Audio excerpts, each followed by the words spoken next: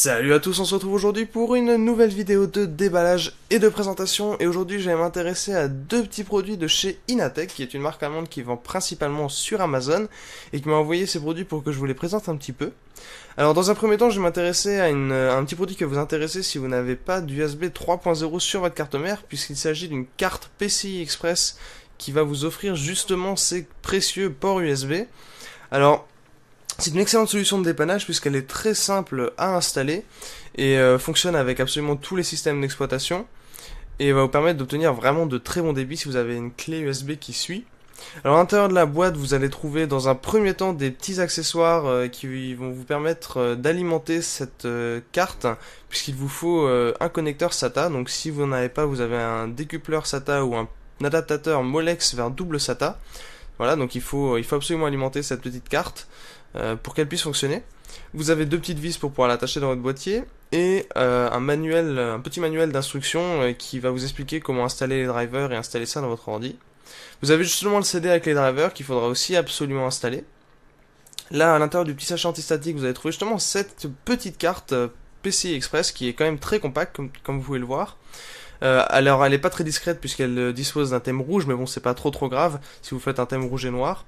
Vous voyez à l'arrière, vous avez le slot PCI qui est noir, ça c'est une très bonne chose, et vos 4 ports USB.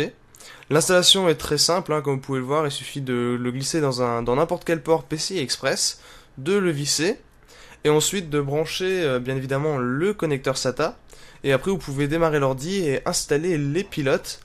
Et comme vous pouvez le voir, j'ai fait un test en copiant un fichier de 1,3 Go sur une clé USB Corsair Vengeance GT. Et vous pouvez voir que j'ai pu atteindre très facilement les 230 mégaoctets secondes, ce qui est le débit, l'un des débits maximum de cette clé USB en écriture. Il faut tout de même noter l'absence d'un connecteur USB 3.0 interne sur cette carte PCI. C'est l'un des seuls défauts, mais sinon ça reste vraiment un excellent rapport qualité-prix. Alors si vous voulez encore plus de connecteurs USB 3.0, Inatech propose un hub USB au format très compact qui va vous permettre d'obtenir 4 ports USB supplémentaires. Alors à l'intérieur de la boîte, vous allez trouver un packaging très réduit avec seulement un léger guide, un très petit guide de démarrage, ainsi que bien évidemment le hub USB. Donc vous pouvez voir ici à quoi elle ressemble. Vous avez 3 ports USB sur le dessus et un port USB qui est encore à l'avant. Alors il a un plastique de bonne qualité avec une petite finition brillante sur le dessus. Vous voyez ici le connecteur USB 3.0 qui va permettre d'utiliser ce hub. Et malheureusement le câble USB qui est fourni est beaucoup trop court. Je pense à mon avis qu'il vous faudra absolument une rallonge USB. Mais sinon ça reste un produit qui est très pratique.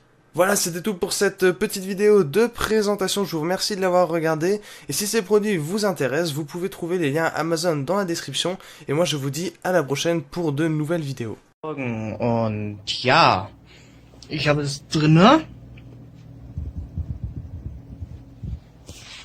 Das geht.